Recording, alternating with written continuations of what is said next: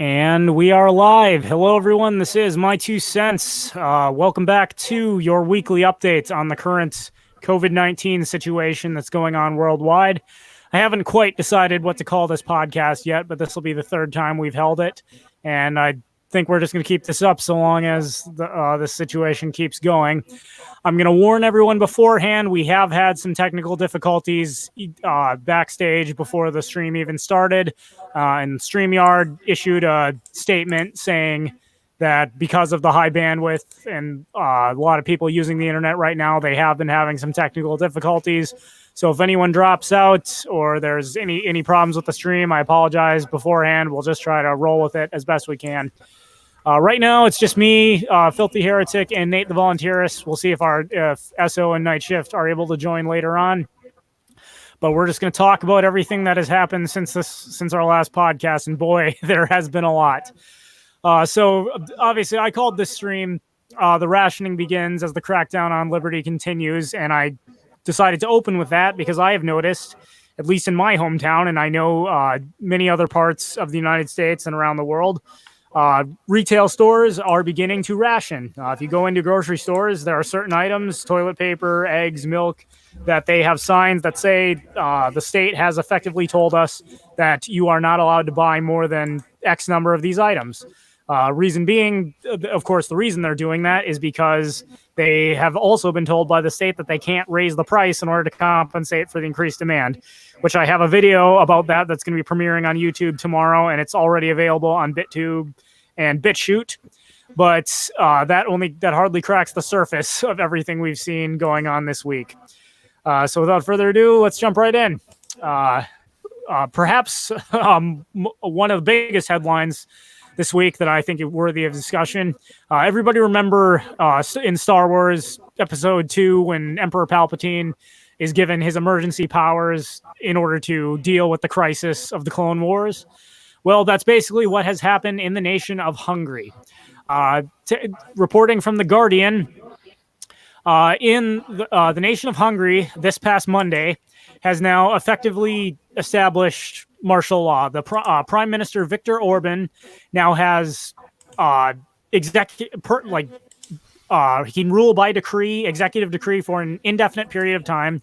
The entire parliament has been suspended, and it is now a criminal offense to spread misinformation about the coronavirus. So if you send out a Facebook post or a tweet or something that contains information that the government deems to be misinformation, you can end up going to prison for up to 8 years.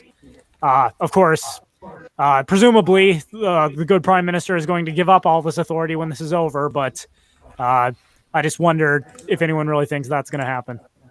I mean, Orban was quoted as saying, "I love democracy, I love the republic," during his coronation as Emperor of the Galaxy. So we know he is completely trustworthy and will definitely voluntarily surrender power the moment that this crisis passes, and definitely will not become a totalitarian dictator whatsoever. Mm-hmm.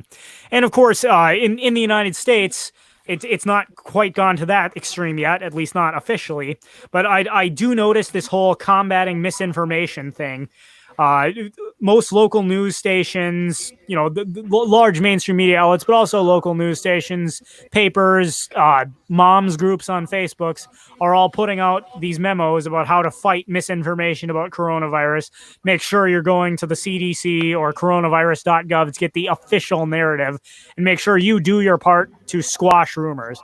Now, I'm not going to deny there is a lot of false information about the coronavirus going around on the internet, but that's the case for anything. You're never going to stop people from spreading false information.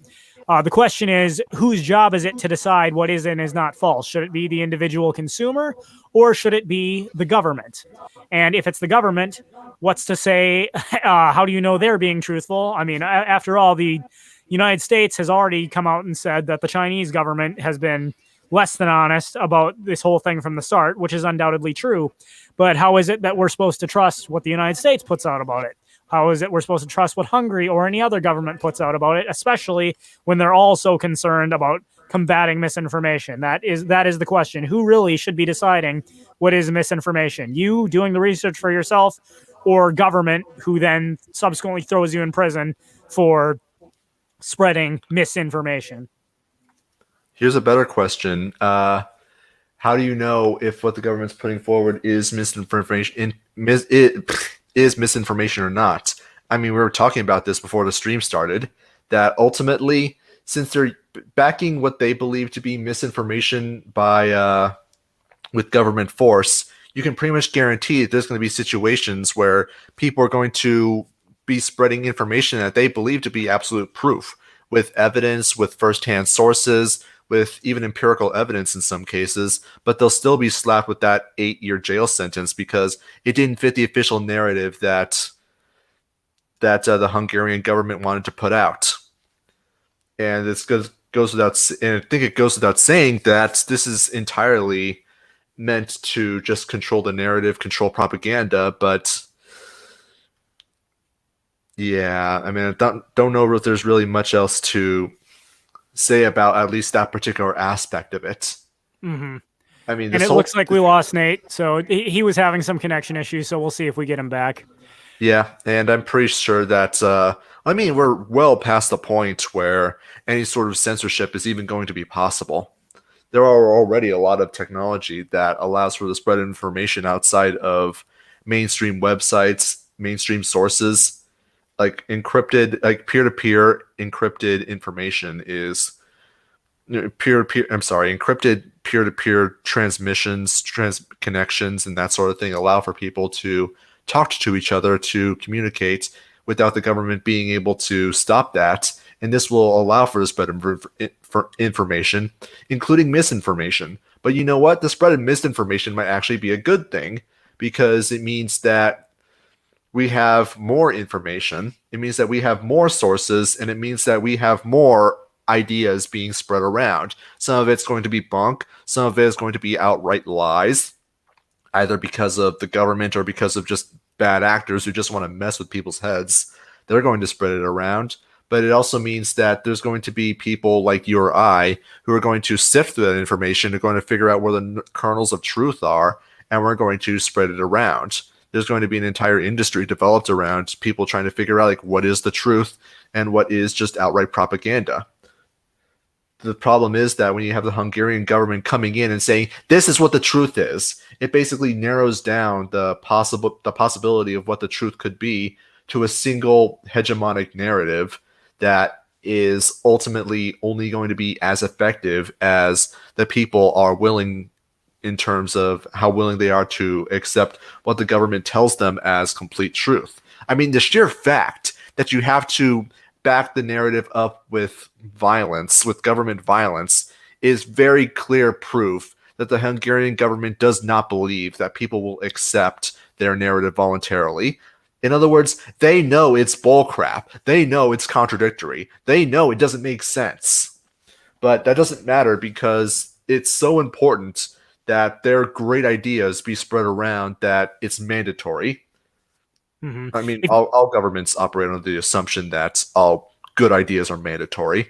But yeah. But it's interesting to watch, you know, kind of the pattern by which the state consolidates its control. First they start with public shaming. You know, the getting Alex Jones kicked off of YouTube, Facebook, and all other platforms. The fake news label, hashtag fake news. You know, we're not actually going to throw anybody in prison, but we are. If you did try and discredit the state's official narrative, you know, we will effectively destroy your social reputation through all means possible. But then it transitions from that, when that no longer works, goes into outright, you know, violence and imprisonment. Like Hungary now, we're actually going to throw you in prison if you spread misinformation. And that is the logical next step for every other government. Hungary just happens to be the first one who made the news for doing it. All government operations and all government plans operate on 3 stages: nudge, shove, and shoot. The nudge stage is when they'll just try to tell you, like, yeah, don't go there. They'll try to use public shaming tactics, like the fake news label you described before. The shove stage is when they start using government force to try to prevent you from getting access to the things that they don't want you to get. So, for example, they'll lean on Facebook, Twitter, Instagram, and all of these other Silicon Valley giants that they've been subsidizing forever to basically alter their algorithms to censor certain narratives, certain articles, and certain information that they don't want getting out to prevent people from, seeing the things that they want. And Hungary has just gone straight into the shoot stage, where if you don't comply with what the government demands, then they're just going to try to throw you in jail. And if you resist arrest, they'll just probably just kill you. I mean, God forbid this happens in the United States. I can't imagine that the Hungarian legislation enforcement are nearly as bloodthirsty as they are in the U.S. Here, it's like if they break your house down and kill your family, chances are it's because they thought that you were spreading misinformation on Facebook. And guess what? They came to the wrong house. Rest in peace, bitch. Just a casualty of war against misinformation, isn't it? Exactly, and we all know that in every war there are always casualties. It's for the greater good. It's for the greater good, of course. And as I don't know how to pronounce that name, Albedo said, it's just the problem, reaction, solution. You create a problem, or you have a problem presented. You have people terrified about it, like, oh no, this coronavirus, what are we going to do? I know, let's give an autocrat absolute power. That'll solve everything, I promise. Well, exactly. Nobody is going to voluntarily cede their power unless they are terrified of something that they believe is only going to go away by doing so. Which, of course, gets us back to Benjamin Franklin's infamous quote, those willing to sacrifice their freedom for security will not have, nor do they deserve either one. But and they will get neither as well. Exactly. Well, so I thought, worth noting, Hungary is one of the first countries to just flat out come out and say, yeah, we're going to use this situation to outright install the absolute totalitarian state that we've always wanted. Next. I'm sorry, I just wanted to go on a little bit more about this. And how quickly do you think it'll be before other European and Western countries start to follow suit? I mean, in the United States, for example, we have a whole bunch of places like Michigan, which are under martial law, but they're not going to officially say they're under martial law. The way it works is that your civil rights and the pretense of civil rights have been completely suspended. And if you're caught out in assemblies larger than 10, 5 people, however much it is, if you're out past curfew, then you're basically going to be arrested. And I'm curious if you could even say that that's anything but martial law. Oh, exactly. And states, they're calling in the National Guard, so it's not just the local police forces. I don't know if Michigan specifically has, but I know many of the states are mobilizing their National Guard to assist in the enforcement of these various decrees. All right. Also, here's something else. This is from someone else pointing this out, but Orban, back to him, he's done a lot of really funny shenanigans where he built a stadium for 3,000 people in his hometown of, I'm not going to pronounce that, in his hometown that doesn't even have 2,000 people. Okay. He's let's see here. He's also gotten major Chinese railway investment into the country. However, those business deals are completely classified. Gee, I wonder why. I mean, we'll be talking about China later, but I mean, I think it's just worth bringing up that this guy is corrupt as fuck.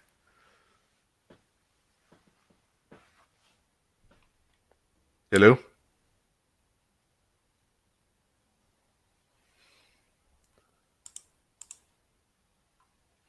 Hello?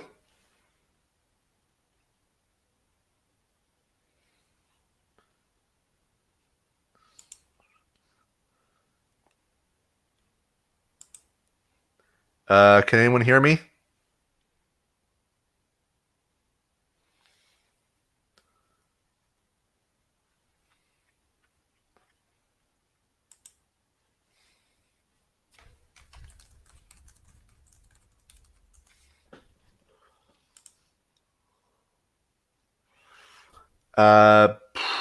Okay, so I don't know what's going on with my 2 cents, but I mean, I'm assuming you guys can hear me, but can you hear him? Like, is he saying anything?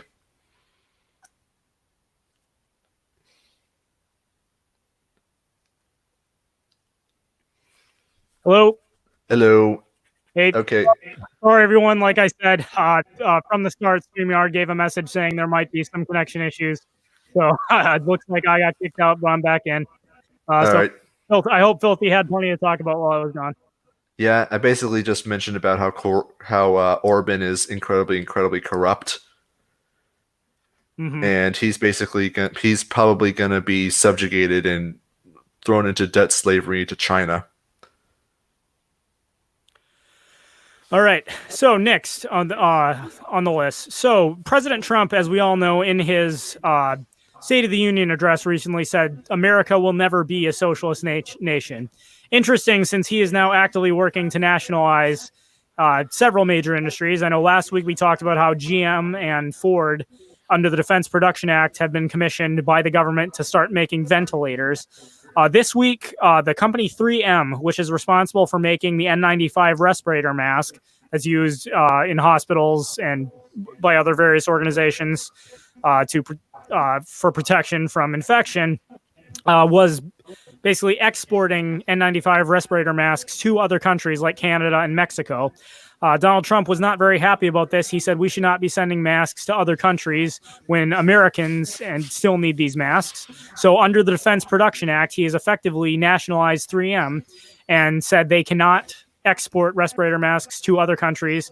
They must continue to manufacture those masks and provide them in the United States. 3M responded by saying they thought this was a foolish decision on President Trump's part.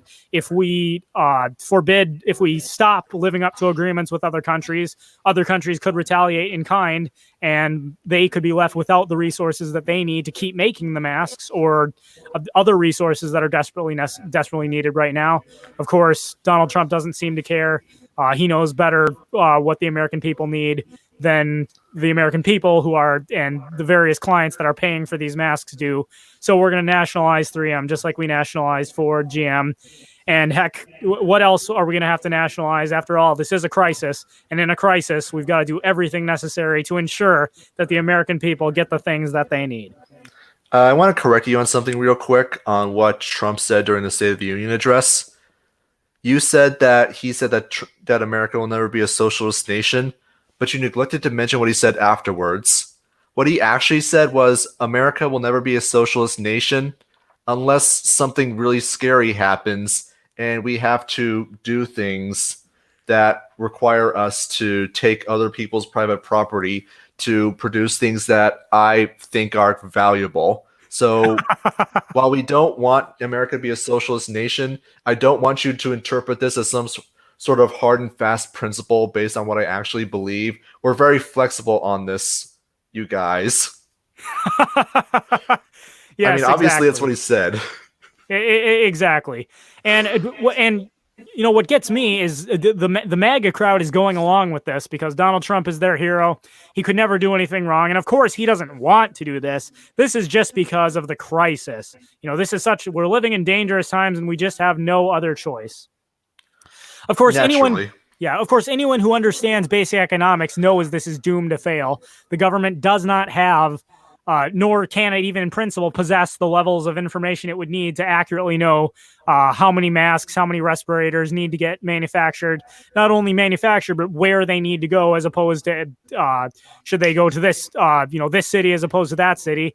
Other countries and the resources they produce and trade, you can never accurately predict what the second and third order effects are going to be if you cut off certain supply chains in order to open up other ones. So central planning, as the Soviet Union, Cuba, and now the United States and every other nation learns, is going to result in certain cities are going to have way more respirators and masks than they could possibly use. Others are going to have not enough. And of course, the government will never take any credit for it because when things go bad, it must be because of the free market. We need even more power. It goes that everything that fails is always a result of someone else, and whenever things go right, it's going to be because of their success. They're in a very interesting position in terms of receiving consequences, where they always take credit for the good things, and it's always someone else's fault when things go terribly wrong. It's as you said, like whenever things go right, it's the government. Whenever things go terribly wrong, it's the free market, even though the free market never existed to begin with. And in fact, one could arguably make the case that we haven't had anything close to resembling a free market since 1913, when the currency got completely centralized by the US federal government in the Federal Reserve central banking system. Now, with that said, what's absolutely terrifying about 3M being effectively nationalized is that, well, we know where those masks were going to where they were most valuable because presumably the cities, private entities, the governments, whoever was paying more for those masks from 3M than other domestic entities. Why that was the case, I don't know. I don't have that information. But presumably they were paying more because they found them more valuable. In other words, they were going to where they were most needed. I mean, if they were more needed there, then obviously they were willing to pay more. And all those resources in excess of what it takes to actually produce them going back into the company would have allowed them to expand infrastructure, expand facilities, and manufacture even more respirators to make it easier for people to buy more, increasing the supply, lowering the prices, and also encouraging entrepreneurs to go into the mask manufacturing business. I mean, hell, there's designs floating around on the internet now for 3D printed masks. You can just do that in your home, and if I recall correctly, it takes 2.5 hours to print a mask and a filter. Now, with that said, yeah, this whole process by which everybody would have been able to get masks from 3M, thanks to this process, has now been completely stopped because the government decided arbitrarily that, yeah, that's right, I remember now. I made nationalist rhetoric, and everything we have to do is going to be in the interest of Americans and Americans only because screw everybody else. Exactly. The whole time neglecting the fact that in any economic transaction, be it between two individuals, be it between two corporations, the only reason they're making the exchange is because both parties benefit. When the government intervenes on behalf of Americans, well, Americans are not as a whole, or whatever nation we're talking about, are not directly involved in those individual transactions. Government is interfering because it wants you to do something you would not voluntarily cede to, which Also, means okay, sorry, it's good continue. for the government but harmful to someone else. Also, isn't 3M a foreign company? I believe they are a U.S. based company, although a lot of their manufacturing is overseas. I remember hearing that they were a foreign company that did a lot of domestic production. Okay, well, hang on. Let me check that quick. I thought they're based in Minnesota, but I'm not sure. And I see that China's been nationalizing a lot of 3M plants as well. So we can basically just press F in the chat for 3M because they're probably not going to be a company for much longer. Okay, it is an American based company in Minnesota. However, it is now it started in Minnesota. It's now a multinational conglomerate. So, I mean, it would take me a long time to sift through here all the various divisions and where they're located, but officially, it's headquartered in Minnesota. All right. Yeah.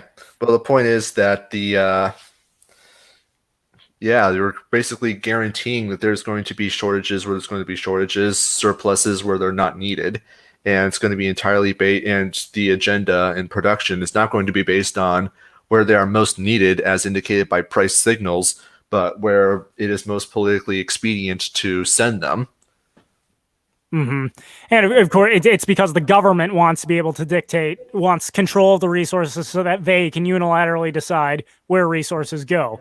Of course, they tell you this is for your own good because they can allocate it better than the free market can. But the reality is it's because they want the resources for themselves and they don't want anyone standing in their way. And remember the example of Orban. You think they're going to give up this power? Hell no. Exactly. There's nothing more permanent than a temporary government program. And there's nothing, and even then, like, I'm sorry, continue.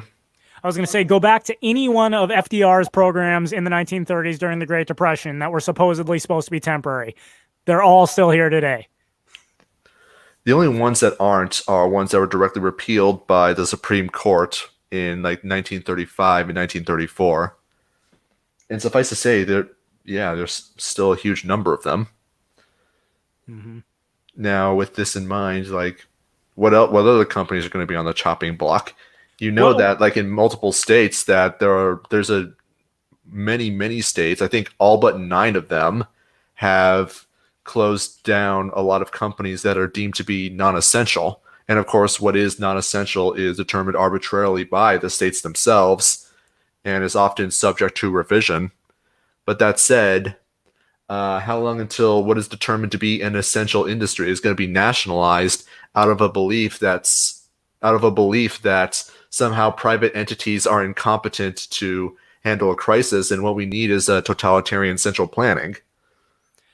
Exactly, and I'd say the next thing to be on the lookout for being totally nationalized, the food industry. As I mentioned at the beginning of the stream, and as my video that's coming out, it's currently out on BitTube and BitChute, but that'll be coming out on YouTube tomorrow, talks about without allowing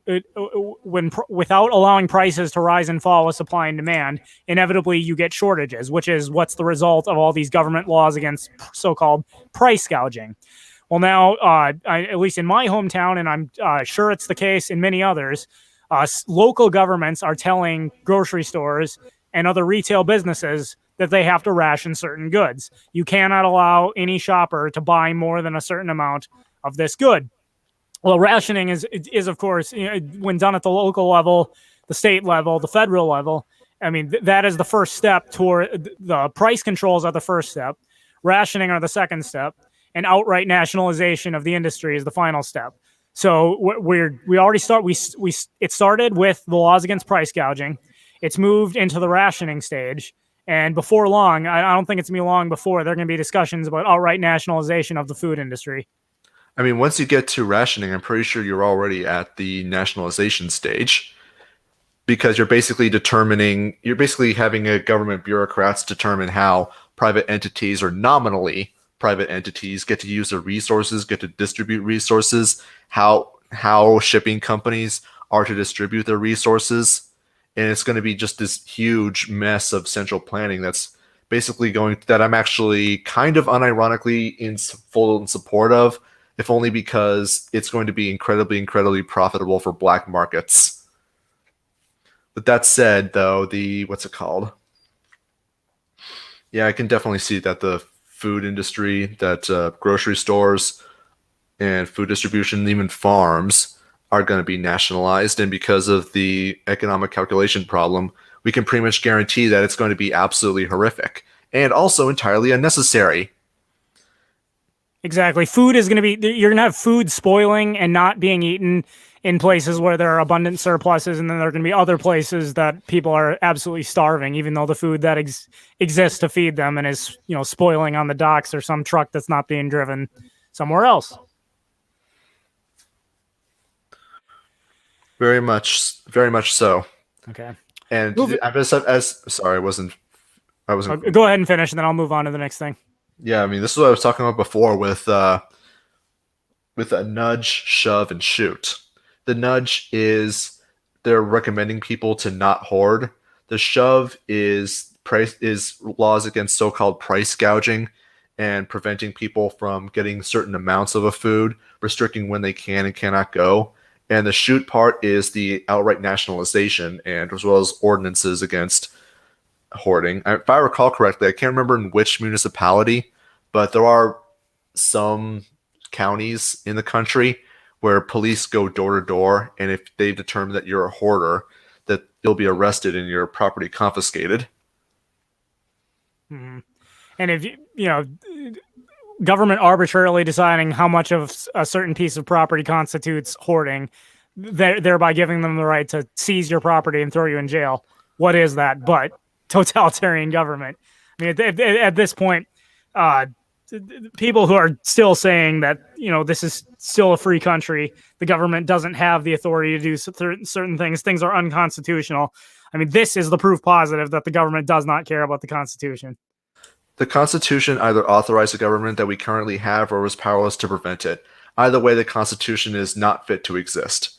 And it's blatantly obvious at this point. Anyone who can't tell that the government has basically unilaterally decided that the Constitution no longer applied without even the basic premise of a legislative process. I mean, come on. It's kind of a rhetorical question at this point, but are people just really that stupid that they can't see that this is the tyranny we've been warning about for literally decades? Exactly. People are content to just sit and keep their heads down until it's too late. I can't say I blame them because, I mean, we went through government school. We know what it's like to be in social studies classes for hours at a time being lectured to about how the government is the great and glorious savior of the free world, and how if we didn't have a government to watch over us to keep us safe, then we would just have a Mad Max style dog eat dog madhouse of murder and mayhem. And it would just be like insanity. Mm-hmm. Which, honestly, given the way the government works, I'm very curious as to whether or not this absolute apocalypse, this post apocalyptic hellhole they're describing, is actually what they're afraid of happening or isn't already the status quo. As far as I'm concerned, what do we have to lose? And on that note, it's worth pointing out that founding father Thomas Jefferson, in his writings about the importance of the Second Amendment, said that it was so important that the American people be armed so that they could someday protect themselves from a government that had become too tyrannical. It's no surprise then that the government is always about restricting and ultimately disarming its population, something that every totalitarian government must do before it can finally make its final step in control. It's interesting then that Congress, since there was a bill introduced in the House on January 30th, 2020, H.R. 5717, the Gun Violence Prevention and Community Safety Act of 2020. Congress is allegedly deliberating on this at this time. But strangely, there's not a single mainstream media outlet, well, not one I was able to find anyways, that is talking about this. But if anyone is interested, I will go ahead and post the link to the bill here in the chat.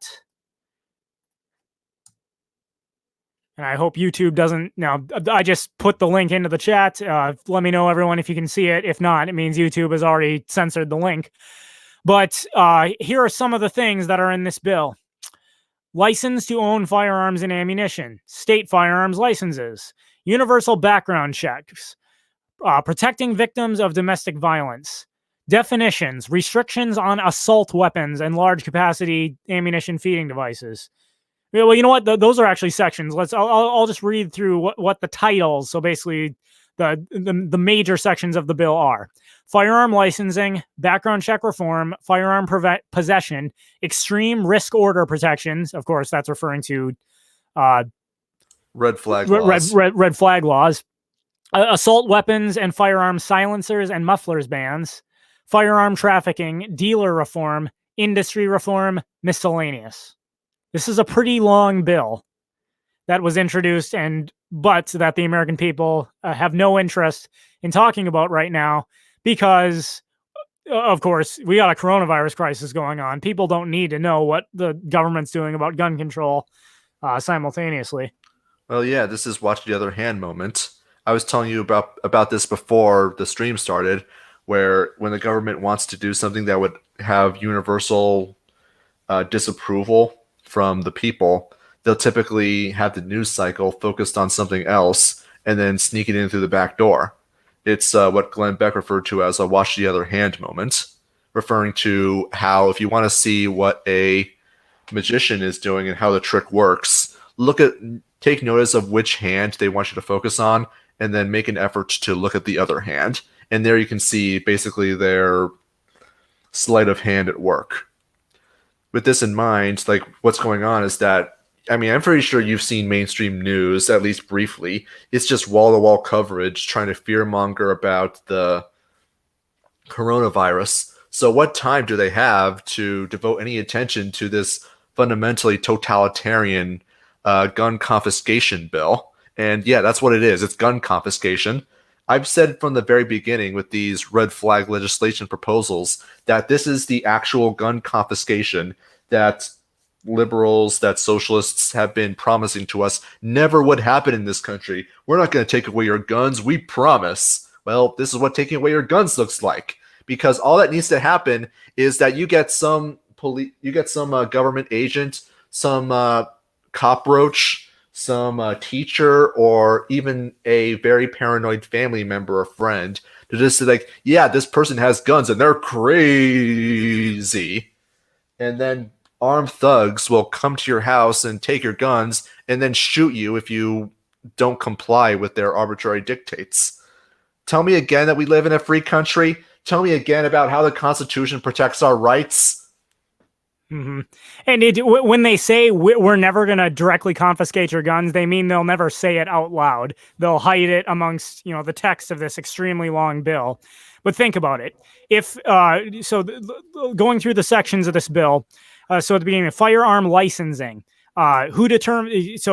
We're not saying you can't own a firearm. You just have to get a license, and you have to do everything we say you have to do before you can get that license. And further, government employees are busy, so it could take months before you get that license. And if you try to acquire a firearm without a license, yeah, we'll throw you in jail because we gave you a legal way to do it. You just didn't follow the law.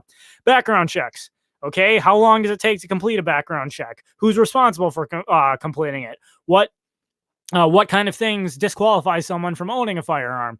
Firearm possession. None of these laws in and of themselves overtly either confiscate firearms or outright say we're coming for your firearms or you can't have a firearm. They just make it practically impossible to acquire one or possess it in a legal fashion, to the point that effectively they have outlawed firearms and confiscated the firearms of those who already had them, even though they never flat out said that's what they were doing. Well, they're kind of going into the nudge point of gun confiscation, where they're making it incredibly uncomfortable to have a gun, incredibly difficult to have a gun. And of course, as Zachary Colley is correctly pointing out, it's positioned as reasonable, as a way to keep people safe. Even though if they had any interest in keeping people safe at all, there wouldn't be any gun restrictions whatsoever to speak of. Exactly. And, I've personally met people who have said, I might like to own a firearm. It's just the laws are so complicated. I don't want to accidentally get arrested. There's also I've heard people, like, not even like ordinary people, but like media pundits, like for major media corporations, attempt to buy guns in New York City, for example. I think New York City is kind of the model for how they want gun ownership to work, where you have to go through several background checks, multiple background checks. You have to go through multiple interviews with police. You have to go through licenses and paperwork, and the whole process costs thousands of dollars just to get permission to own a gun. And the whole process can take about 6 months, probably even longer for some people. And even then, like, you're subject to disapproval at multiple points. And if one bureaucrat says no, then no, you can't buy one. Then yeah, you're kind of SOL. Mm-hmm.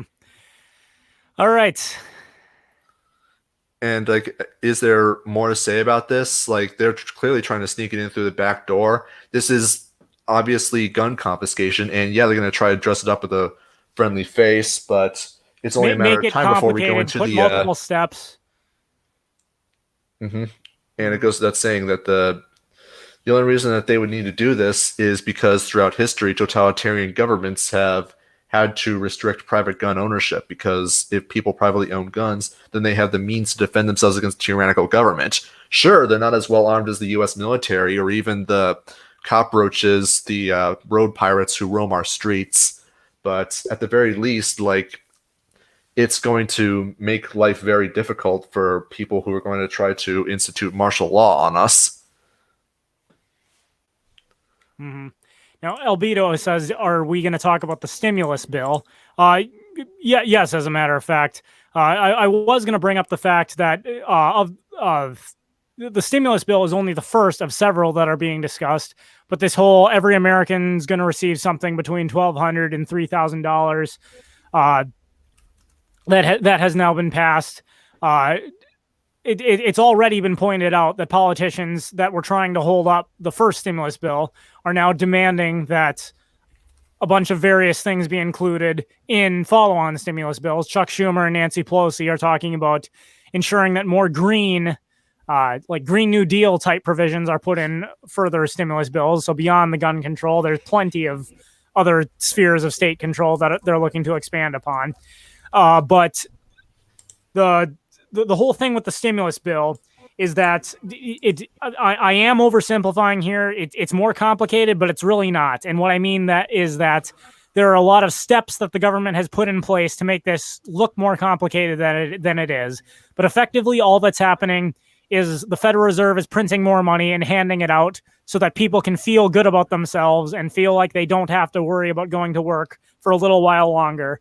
However, as I've said many times before, expanding the currency supply does not actually create any real resources. All it does is lower the value of the currency. So the stimulus bill is going to make people feel a little bit better for a very short period of time before things get infinitely worse. I know that the way at least one aspect of it works, which is like the small business loan program, the federal government is going to be operating or offering loans to small businesses, and these are going to be passed down through the banks. Like, I'm not talking about central banks. I mean like the thousands of banks, both large, medium, and small. And if you have a account with them, if you work with them, then you can apply for a loan, and these loans are provided at like incredibly low or non-existent interest rates. So you would think that this would be great, except of course the banks themselves that are participating get a kickback from the Federal Reserve as for every loan that they give out. In addition, that well, even a little bit of debt is going to be tremendously more significant for these small businesses, which I mean, this whole thing is an apocalypse level scenario. This will keep them afloat for longer, but what happens when they need to pay those loans back? Do you think that the vast majority of small businesses are not profitable for the first several years that they're in operation? And for those that are, well, just starting out, like the first 1, 2, or 3 years, they're screwed. And they're not going to be able to pay those loans back, at least not easily. So you basically have a huge segment of the economy, especially a small business, that's going to be trapped in a system of debt slavery to the Federal Reserve. And I think that's going to be, well, absolutely freaking monstrous. Yes, and again, this is being touted as, it's important to help the poor, the most vulnerable among society. Well, the whole thing with inflation, the people who suffer the most from inflation are the people who had the smallest amounts of money to begin with. When you create more money and the value of the currency goes down, who do you think suffers the most? The people who had the smallest amounts of currency, whose currency now is essentially worthless. So if you want to help the poor, why do you want a government?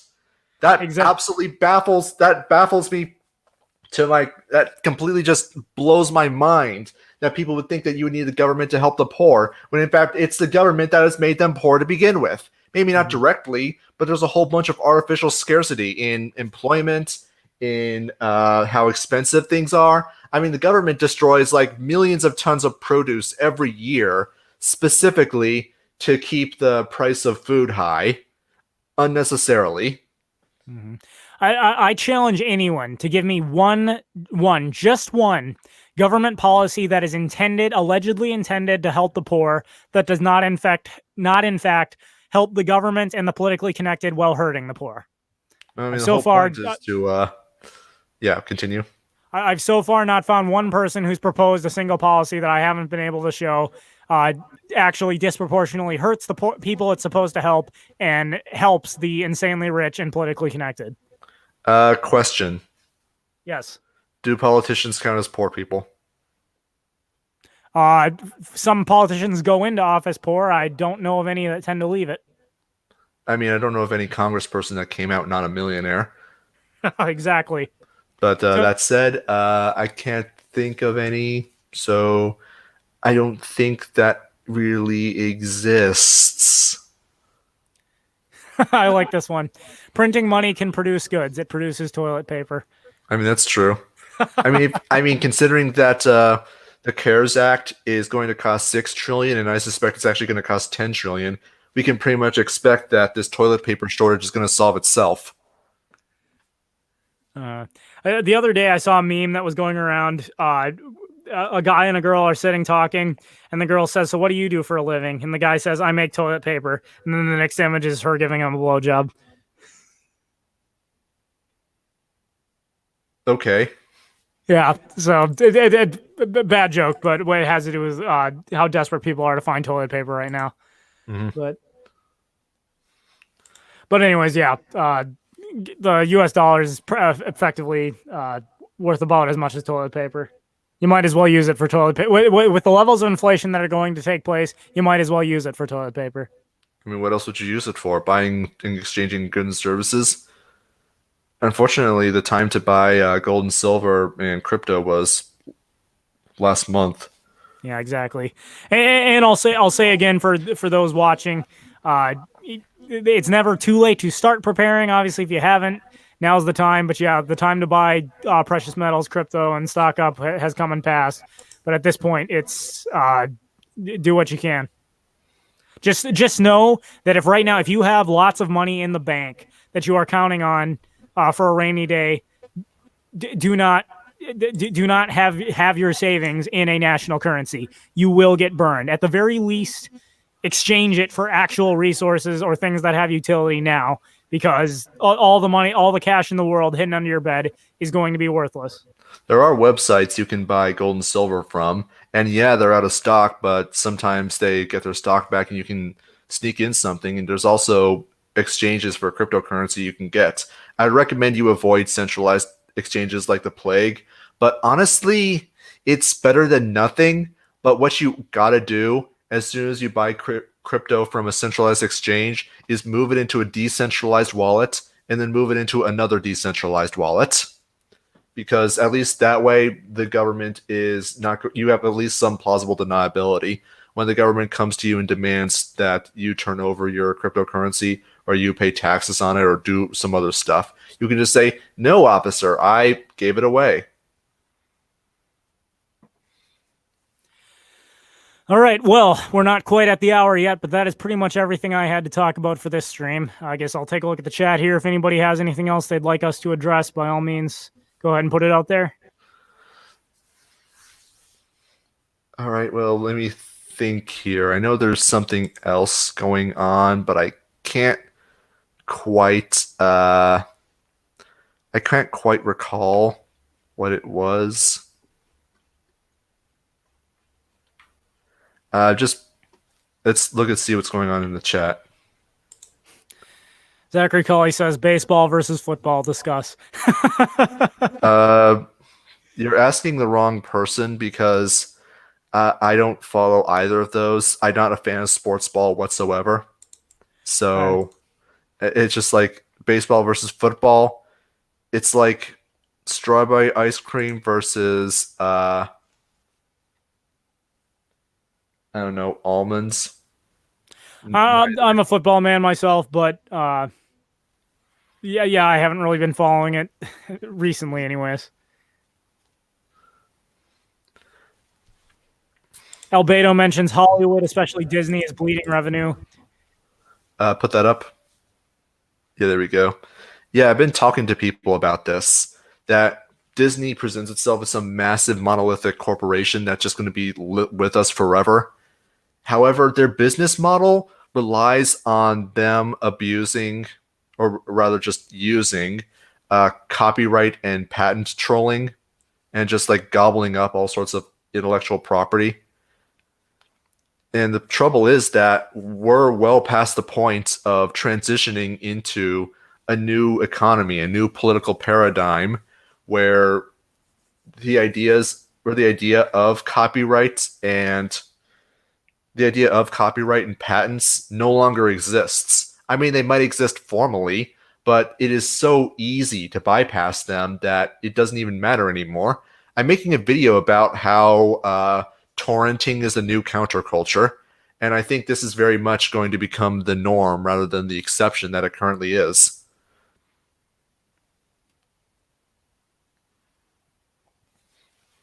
I see Pumpkin Row threw in a vote for baseball there. I mean, Shiny Silver says soccer is a real man sport. I mean, you both disappoint me. Baseball, I mean, I don't know what's up with me on that freaking thing. It might have been like something that happened to me when I was very young that just soured me to the sport entirely, but I just have a special kind of resentment and dislike for it that I can't articulate. Fair enough. Fair enough. All right. Well, I guess that's all we got for this week. I honestly wish I could make more videos about this, but as like Filthy and I were talking about before the stream even got started, so much is happening so fast that by the time you actually make a decent video and get it out, it's old information. So Yeah. for that reason, I do plan on keeping up this weekly kind of update stream for the time being. It was just me and Filthy this time. Hopefully, we'll get Night Shift, Nate, and SO back in next week. And or possibly anyone else to join. But as always, don't panic, stay safe. And as Filthy said, the time to prepare was yesterday, but wherever you are, the time to prepare is always now. So, Yeah, Filthy, you just a got few. anything? Yeah, just a couple of things which I lost track of. Yeah, just completing the thought on Disney. They're freaking screwed. And there's also, if I recall correctly, me and Esso did a story on one Cool Capitalist Kid stream about how, what's it called? About how the theme parks are using all sorts of accounting tricks to make themselves look more profitable than they actually are. One of the more popular ones is when somebody buys, say, a $100 gift card, and then they spend that $100 gift card, they count that as $200 of revenue, when in fact only $100 was actually spent. And that kind of double accounting is very much common in terms of the theme parks. Now that's only one division of how Disney operates, but I can imagine that that kind of thing is tremendously common in a large part is tremendously common in a large number of other things. I mean, I know, for example, that the Star Wars IP for Disney has been extremely unprofitable. I mean, sure, it's making a lot of revenue, but the amount of money that they have to make a year on it plus interest is absolutely outrageous. And the only one that really like made any money off of that transaction whatsoever was ironically George Lucas. He got that billion-dollar deal, multi-billion-dollar deal, and with the complete collapse of IP de facto, the time to own such massive IPs like that is not now. Now, also in regards to the coronavirus, me and Esso made a video collaborating on that. The reason that Esso isn't here is because he's currently working on that, and we'll hope to get that video out in the next day or so. But suffice to say that a lot of the information we talked about on there is almost certainly going to be out of date. I mean, it was out of date as we were scripting it, so that's always going to be the case. But to put this in perspective, I listed the number of people who died from the coronavirus as 2,500, whereas currently the number of people in the US who have died is 8,400. Pretty significant escalation, to say the least. Definitely. Definitely. On that, also my video on responding to Ontario Premier Doug Ford's comments about price gouging is currently available on bittube.tv, BitChute, and Dailymotion. All the links are in the community tab of my YouTube channel. Otherwise, that will premiere on YouTube tomorrow at 5 p.m. Eastern, 2 p.m. Pacific. Thanks, everybody, for joining in. Stay tuned for next week. We'll keep bringing in these updates as long as we can. And as always, that is my 2 cents. So take it for what it's worth.